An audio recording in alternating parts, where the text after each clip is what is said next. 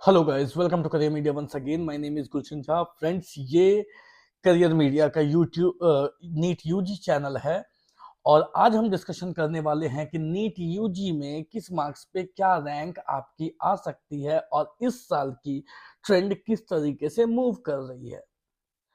अगर आपके 580 या 600 मार्क्स आ रहे हैं और आप रिलैक्स बैठे हो कि आपको गवर्नमेंट कॉलेज तो मिल ही जाएगी, तो आप इस साल की सबसे बड़ी मिस्टेक कर रहे हो, सबसे बड़ी गलती कर रहे हो। 2023 से 2026 के बीच में जो ट्रेंड की शिफ्टिंग हुई, जो अनप्रिडिक्टेबिलिटी है, उसे अगर आप देखोगे तो आप ये समझ पाओगे कि ट्रेंड बिल्कुल ही अनप्रिडिक्टेबल है और चीजें वर्स एंड वर्स होते जा रही हैं। 2023 में 600 मार्क्स पे जो 30,000 रैंक बनी थी, जो बच्चा ऑलमोस्ट ऑलमोस्ट श्योर था कि उसे टॉप की कॉलेज तो मिल ही जाएगी, 2024 में उसी 600 मार्क्स पे 80,000 रैंक बनी, जहां दूर दूर तक स्टूडेंट ये श्योर नहीं थे कि उनको गवर्नमेंट कॉलेज मिलेगी, उनको गवर्नमेंट कॉलेज मिलने की कोई आस नहीं थी। जहां 2024 में 600 मार्क्स पे कोई भी आशा नहीं थी कि गवर्नमेंट कॉलेज मिल जाएगी, वहीं 2025 में एक बार फिर से डिफ्लेशन आती है in terms of marks and rank, और 600 मार्क्स पे ही सिर्फ 18,000 रैंक बनते, जहां अगेन फिर से एक बार स्टूडेंट बिल्कुल श्योर हो जाते हैं कि उन्हें तो गवर्नमेंट कॉलेज मिल ही जाएगी। बट एक बार फिर से इन्फ्लेशन ईयर, इस साल चीजें और भी वर्स होने के कगार पे है, जहां पे 600 मार्क्स पे हम एक्सपेक्ट कर रहे हैं कि 40,000 रैंक बनेगी।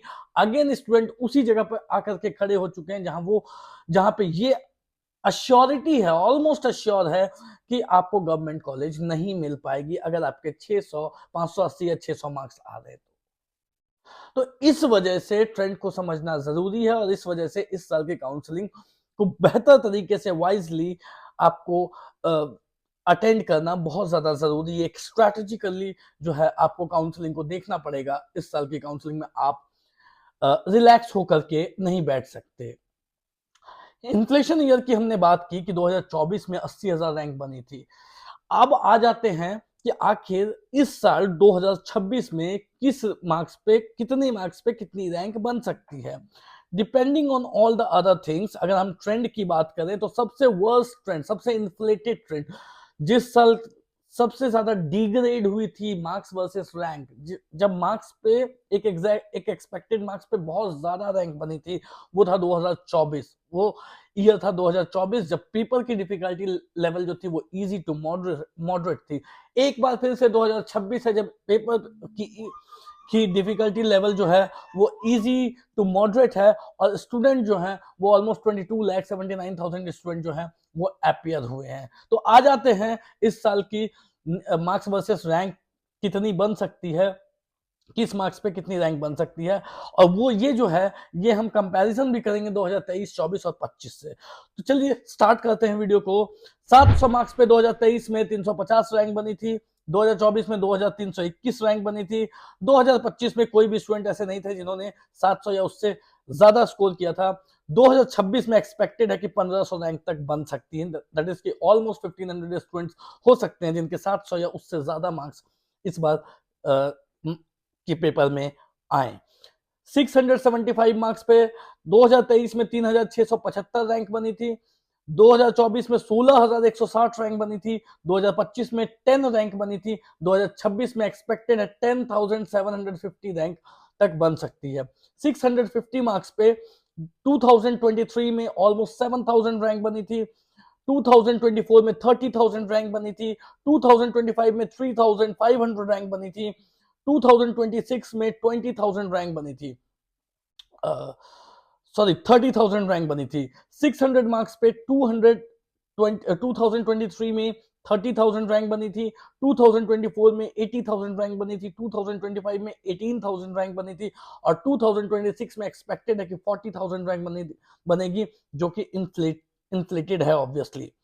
575 मार्क्स में 2023 में 47,500 रैंक बनी थी, 2024 में लगभग 1,20,000 रैंक बनी थी, 2025 में 34,000 रैंक बनी थी और एक्सपेक्टेड है 26 में 65,000 रैंक तक बन सकती है।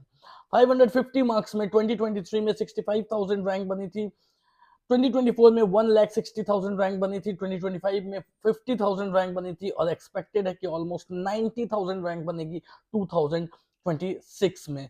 500 मार्क्स पे 2023 में 1,10,000 रैंक बनी थी, 2024 में 2,40,000 रैंक बनी थी, 2025 में 95,000 रैंक बनी थी। इस साल 2026 में एक्सपेक्टेड है कि 1,50,000 रैंक तक आपकी बन सकती है।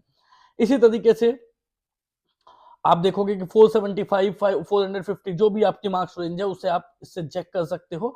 आपको आइडिया लग जाएगी कि इस साल 2026 में कितनी रैंक बन सकती है। जब आप काउंसलिंग करते हो, काउंसलिंग ऑब्वियसली रैंक बेसिस पे ही होती है, मेरिट बेसिस पे ही होती है। अच्छा एग्जाम जाने के बावजूद स्टूडेंट अब इस परेशानी, इस टेंशन में है कि रैंक जो है वो काफी लोगों की काफी ऊपर बनेगी और अच्छा एग्जाम होने के बावजूद स्टूडेंट की जो रैंक है वो, क्योंकि ह्यूज कंपटीशन के वजह से वो कहीं ना कहीं जस्टिफाइबल रैंक नहीं आएगी। लास्ट ईयर के कंपैरिजन में रैंक जो है वो नीचे आएगी। इस वजह से इस साल की काउंसलिंग बहुत ज्यादा इंपॉर्टेंट हो जाती है। अब एक और चीज, सिर्फ कट ऑफ के बेसिस पे काउंसलिंग नहीं की जाती है। आपके पास मल्टीपल फैक्टर्स होते हैं। We have lot of number of colleges coming this year too, बहुत सारी सीट्स बढ़ रही है। और जब हम एमबीबीएस की काउंसलिंग करते हैं तो हमें पीजी फैक्टर को भी अपने दिमाग में रखना बहुत ज्यादा जरूरी हो जाती है, क्योंकि जहां से आप अपनी एमबीबीएस करते हो, एमबीबीएस में जो आप डिसीजन लेते हो उसका एक इम्पैक्ट आपके पीजी में पड़ता है। आपने किस कॉलेज से एमबीबीएस की उसका एक बेनिफिट आपको पीजी में मिलता है। आपने किस स्टेट से एमबीबीएस की उसका एक बेनिफिट आपको पीजी में मिलता है।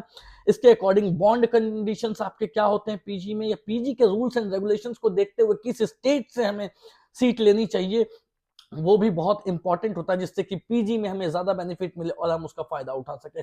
कौन कौन से स्टेट्स है पीजी में जहां पे इन सर्विस कैंडिडेट्स ज्यादा होते हैं, जो कि कंपटीशन को और ज्यादा बढ़ा देते हैं। मतलब पीजी में अगर हम आज के डिसीजन पे डिपेंड करेगा कि पीजी हमारी जो है वो हमें कितनी बेनिफिट दे सकती है, और इस वजह से आपके आज का जो डिसीजन होगा काउंसलिंग का वो बहुत ज्यादा इंपॉर्टेंट हो जाता है। और इनके अलावा एक प्रॉपर स्ट्रेटेजिक काउंसलिंग आपको 2026 में एमबीबीएस की स्ट्रेटेजाइज करके भी करनी होगी। अगर आप इसे करने में फेल होते हो, एक छोटी सी गलती हो सकता है आपको कोई गलत कॉलेज दिला दे या आपके हाथ से सीट ही निकल जाए।